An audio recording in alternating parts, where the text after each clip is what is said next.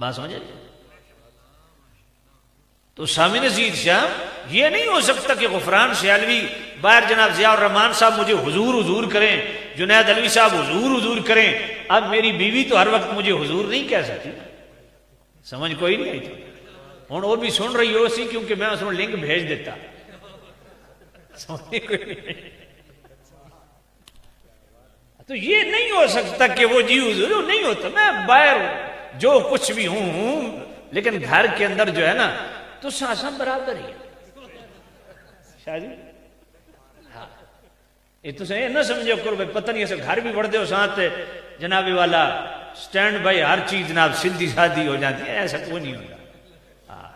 آسان بھی انجار ٹکر دیا جی میں تو ٹکر دیا. اللہ تو مجھے والد صاحب نے ایک دفعہ نصیحت کی، وہ میں آپ کو بھی کرتا ہوں. مجھے میرے والد گرامی قبلہ شیخ الحدیث مفتی سلطان محمود صاحب وطعن اللہ بطول حیاتہ والصحت والعافیت بالایمان، میرے والد گرامی کی اس وقت عمر 85 سال ہے. 50 سال ہو گئے میرے والد صاحب کو دورہ حدیث پڑھاتے ہوئے. اس 85 سال کی عمر میں بھی ابھی بھی وہ 2 سبق جامع ترمذی اور مشکات شریف کے پڑھا رہے ہیں. الحمدللہ میاں والی وہاں بچنا 4 ہمارے اپنے مدرسے ہیں. تو مجھے والد صاحب نے ایک دفعہ نصیحت کی، وہ میں آپ کو بھی کرتا ہوں.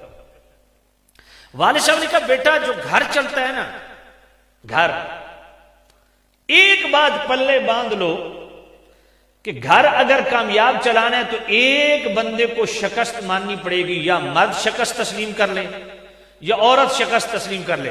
فرمایا بیٹا یہ بات پکی ہے کہ عورت شکست تسلیم نہیں کرتی، اس لیے مرد ہی کر لے تو گھر اچھا نظام چل جائے گا. تو یہ میری بات پلے باندھنے، گھر چلانا ہے نا تو بھئی ایک کو جناب والا سرنڈر کرنا پڑے گا، ہتھیار ڈالنے پڑیں گے. تو بھئی وہ مرد ہی ڈالے گا تو زیادہ بہتر ہے، عورت نہیں ڈالتی. وہ ماشاءاللہ سمجھتا گئے اس